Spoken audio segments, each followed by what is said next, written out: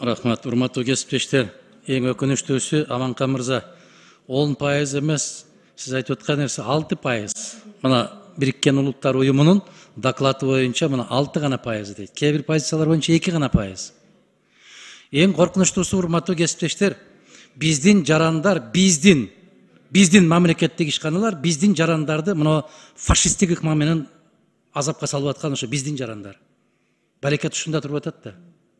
Эң коркунучтуусу ушунда туруп атат да. Мына караңыздарчы, мына жыйынтыгында айтып атат, бул улуттук борбор айтып атат. Мына ушул кыйноолор, азап тозоктордун бардыгынын бирден бир себепчиси безнаказанность виновных в применении пыток лиц дейт.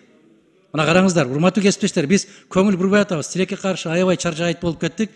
Муну Талант Төрөмович, момундай өтө опурталдуу маселени адамдардын көңүлү бурулуп турган мезгилде мына 6 саат, 8 сааттан бери отуруп атабыз. Эч кимдин көңүлү бурулбай атат. Бул коркунучтуу маселе. Бул ар бир инсандын башына түшө турган маселе. Ар бир инсандын жакынынын башына түшө турган маселе. Бул 21-кылым. Баягы таягы менен, токмоктоочу таягы менен адамдын артынан көтөнчү шугуна кирип барыш деген бул не деген жапайчылык, не деген акмакчылык бул. Ушул Кыргызстанда болуп атат. Ушул биздин балдар менен болуп атат. Ушул биздин кыздар менен болуп атат.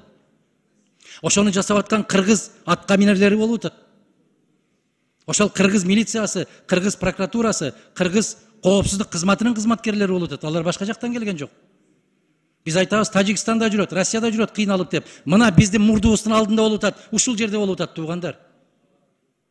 Мен сунуш кылам. Азыр саат 6 болуп атат. Мындан өткөн адамдын укугун, адамдын адамдык касиетин, адамдык беделин коргоодон ашкан милдет жок биздин депутаттардын мойнунда. Муну кийинкиге жылдыралы. Көңүлүбүздү бир жерге буралы. Мына улуттук борбордун директоруна мен терең ыраазычылык билдирем. 10 секунд. Бул киши кайра какшап айтып атат.